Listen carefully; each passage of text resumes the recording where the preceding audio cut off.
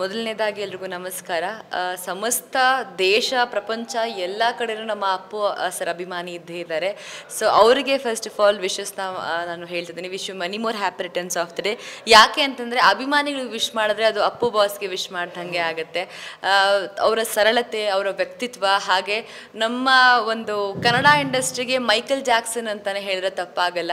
ಇದೆಲ್ಲನೂ ನಾವು ಮೀರಿ ಏನಂತ ಹೇಳಿದ್ರೆ ಅವರು ಮಾಡಿರುವಂತಹ ಸೇವೆ ಅವ್ರು ಇರುವವರೆಗೂ ನಮಗೆ ಗೊತ್ತಾಗಿರಲಿಲ್ಲ. ಈ ಒಂದು ಸರಳತೆ ನಮಗೆ ಅವರು ಹೇಳ್ಕೊಟ್ಬಿಟ್ಟು ಹೋದಂತಹ ಒಂದು ವ್ಯಕ್ತಿತ್ವ ತುಂಬಾ ಮಿಸ್ ಮಾಡ್ಕೊಳ್ತೀವಿ. ಆದರೆ ಅವರ ಕೆಲಸ ಕಾರ್ಯಗಳಿಂದ ನಮ್ಮ ಹತ್ರ ಖಂಡಿತವಾಗ್ಲೂ ಜೀವಂತವಾಗಿರ್ತಾರೆ.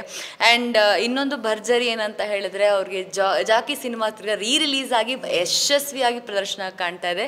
ಸೊ ಅದಕ್ಕೆ ಹೇಳಿದ್ರು ಯಾವುದೇ ಕಲಾವಿದನಿಗೆ ಸಾವಿರಲ್ಲ, ಅವ್ರು ಮಾಡೋ ಕೆಲಸ ಅವ್ರನ್ನ ನೆನಪಿಸ್ತಾನೆ ಇರುತ್ತೆ ಅಂತ.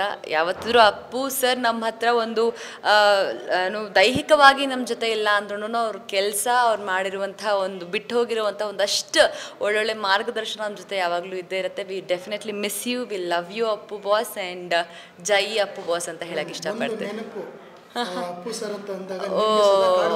ಅದು ಮಾತ್ರ ನನ್ನ ಲೈಫ್ ಟೈಮಲ್ಲಿ ಒಂಥರ ಅದು ಸರ್ ಇರೋವರೆಗೂ ನನಗೆ ಆ ಮೊಮೆಂಟ್ ಅಷ್ಟೊಂದು ಸ್ಪೆಷಲ್ ಅಂತ ಅನ್ನಿಸ್ತಾ ಇತ್ತು. ಬಟ್ ಅಂದ್ರೂ ಇನ್ನೂ ಒಂದಷ್ಟೊತ್ತಿಗೆ ಜೀವ ಬಂದಿರೋದು ನನಗೆ ಒಂದು ತುಂಬಾ ಸ್ಪೆಷಲ್ ಆಗಿರುವಂತಹ ದಿನ ಅಂತ ಹೇಳಿದ್ರೆ ಮಜಾ ಟಾಕೀಸಲ್ಲಿ ನಾನು ಕೆಲಸ ಮಾಡ್ತಾ ಇದ್ದೆ.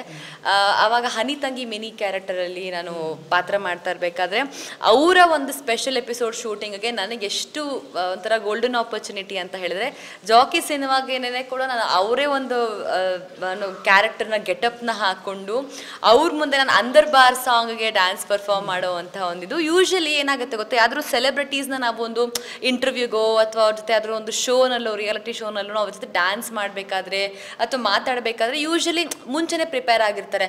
ಅಂದರೆ ಈ ಕ್ವಶನ್ಸ್ ಕೇಳ್ತೀವಿ ಸರ್, ಅಥವಾ ಈ ಥರ ನಾವು ನಿಮ್ಮ ಜೊತೆ ಪರ್ಫಾರ್ಮ್ ಮಾಡಿಸ್ತೀವಿ ಅಂತ ಸಮ್ಟೈಮ್ಸ್ ಆ ಥರ ಆಗುತ್ತೆ. ಆದರೆ ಇಲ್ಲಿ ಏನೂ ಹೇಳಿದೆ ರ್ಯಾಂಡಮ್ ಆಗಿ ಯಾರು ಬಂದ್ರೂ ಅವ್ರು ಹಿಂಗೆ ಒಂದು ಸುಮ್ಮನೆ ಹಿಂಗೆ ಕರೆದ್ರೂ ಬಂದೆಲ್ಲ ಕಲಾವಿದರ ಜೊತೆ ಡ್ಯಾನ್ಸ್ ಮಾಡೋದು. ನಾನು ಸರ್ ಒಂದೆರಡು ಸ್ಟೆಪ್ ಅಂತಂದಾಗ ಏನೂ ಮೀನಾಮೇಷ ಎಣಿಸ್ದೆ, ಒಂದು ಸೆಕೆಂಡ್ ಅದ್ರ ಬಗ್ಗೆ ಯೋಚನೆ ಮಾಡಿದೆ. ಇಮ್ಮಿಡಿಯೇಟ್ಲಿ ಬಂದು ನಮಗೆ ಪರ್ಫಾರ್ಮೆನ್ಸ್ ನನ್ನ ಜೊತೆ ಅವರು ಎಕ್ಕ ರಾಜಾರಾಣಿಯೋ 2 ಸ್ಟೆಪ್ ಹಾಕಿದ್ದಾಗಲಿ, ಆ್ಯಂಡ್ ತುಂಬ ಒಳ್ಳೆ ಕಲಾವಿದೆ ಅಮ್ಮ ನೀನು ಅಂತ ಹೇಳಿ ಆನ್ ಸ್ಟೇಜ್ ನಮ್ಮನ್ನೆಲ್ಲ ಮೋಟಿವೇಟ್ ಮಾಡುವಂಥ ಒಂದೇ ಒಂದು ಸರಳ ವ್ಯಕ್ತಿತ್ವ. ಬಿಕಾಸ್ ಅವ್ರು ಮಾಡದಿರುವಂತಹ ಹೆಸರು ಖಂಡಿತವಾಗ್ಲೂ ಅದೊಂಥರ ಮಾತಾಡೋಕ್ಕೆ ನಮಗೆ ಯೋಗ್ಯತೆ ಕೂಡ ಇರಲ್ಲ. ನಮ್ಮಂತಹ ಎಲ್ಲ ಕಲಾವಿದ್ರೂ ಕೂಡ ಅದೇ ರೀತಿ ಗೌರವದಿಂದ ಕಾಣುವಂಥ ಝೀರೋ ಆ್ಯಟಿಟ್ಯೂಡ್ ಪರ್ಸ್ನಾಲಿಟಿ. ಅದಂತೂ ನನಗೆ ನಾನಿರೋವರೆಗೂ ಅದು ನಾನು ನೆನೆಸ್ಕೊಳ್ಳೋಕ್ಕೆ ಇಷ್ಟಪಡ್ತೀನಿ, ಅಳವಡಿಸ್ಕೊಳ್ಳೋಕೆ ಕೂಡ ಇಷ್ಟಪಡ್ತೇನೆ.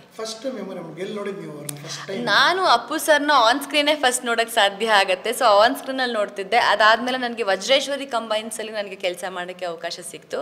ಸೊ ಅವಾಗ ಶೂಟಿಂಗ್ ಹೋಗೋ ಟೈಮಲ್ಲಿ ನನಗೆ ಅವ್ರ ಆಫೀಸ್ಗೆ ಆಡಿಷನ್ಗೆ ಹೋದಾಗ ಅವಾಗ I think when I was studying in 5th standard, ನಾನು 5ನೇ ಕ್ಲಾಸ್ ಓದ್ತಿರ್ಬೇಕಾದ್ರೆ ಅವ್ರ ಆಫೀಸಲ್ಲಿ ನಾನು ಒಂದ್ಸಲಿ ಅಪ್ಪು ಸರ್ನ ನೋಡುವಂತಹ ಭಾಗ್ಯ.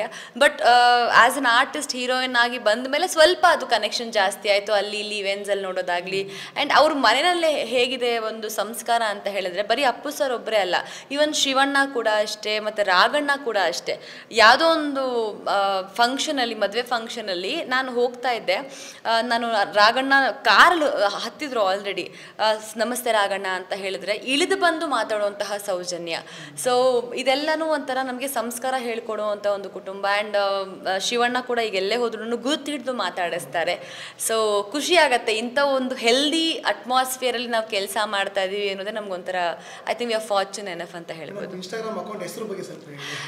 ಅದೊಂಥರ ಕೋ ಇನ್ಸಿಡೆನ್ಸ್. ಏನಂತ ಹೇಳಿದ್ರೆ ರೂಪಿಕಾ ಅಪ್ಪು ಅಂತ ನನಗೆ ಅಪೂರ್ವ ಡಿಸಾಗ ನನ್ನ ಒರಿಜಿನಲ್ ಹೆಸರು.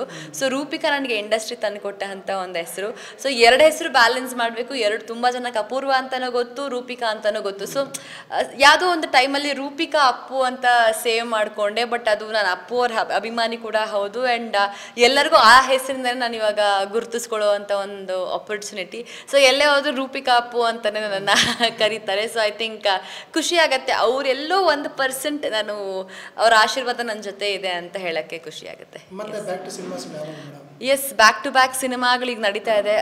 ನನ್ನ ಲೈಫಲ್ಲಿ ಒಂದು ಚಿಕ್ಕ ಇನ್ಸಿಡೆಂಟ್ ಆಯಿತು. ನನ್ನ ತಂದೆನ ಕಳ್ಕೊಂಡೆ. 2 months ಆಯಿತು. ಸೊ ಸ್ವಲ್ಪ ನನ್ನ ಫ್ಯಾಮಿಲಿಯಲ್ಲಿ ಸ್ವಲ್ಪ ನಾನು ಡಿಸ್ಟರ್ಬ್ ಆಗಿರೋದ್ರಿಂದ ಸ್ವಲ್ಪ ನನಗೂ ಕೂಡ ಟೈಮ್ ಬೇಕಾಗತ್ತೆ ನನ್ನ ಲೈಫಲ್ಲಿ. ಸೊ ಬಟ್ ಅವರ ಆಶೀರ್ವಾದದಿಂದನೇ ಬ್ಯಾಕ್ ಟು ಬ್ಯಾಕ್ ಕೆಲಸಗಳು ಬರ್ತದೆ. ಈಗ ನಿರೂಪಣೆ ಮಾಡ್ತಾ ಇದ್ದೀನಿ. ಹಾಗೆ ಈಗ ಒಂದು ದೊಡ್ಡ ಸುದ್ದಿ ಅಂತ ಹೇಳಿದ್ರೆ ಝೀ ಕನ್ನಡದಲ್ಲಿ ನಾನು ಒಂದು ಒಳ್ಳೆ ಸೀರಿಯಲಲ್ಲಿ ಕೂಡ ನಾನು ಕಾಣಿಸ್ಕೊತಾ ಇದ್ದೀನಿ.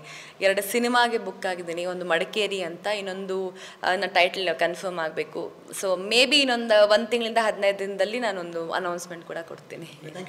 Thank you so very much. Thank you.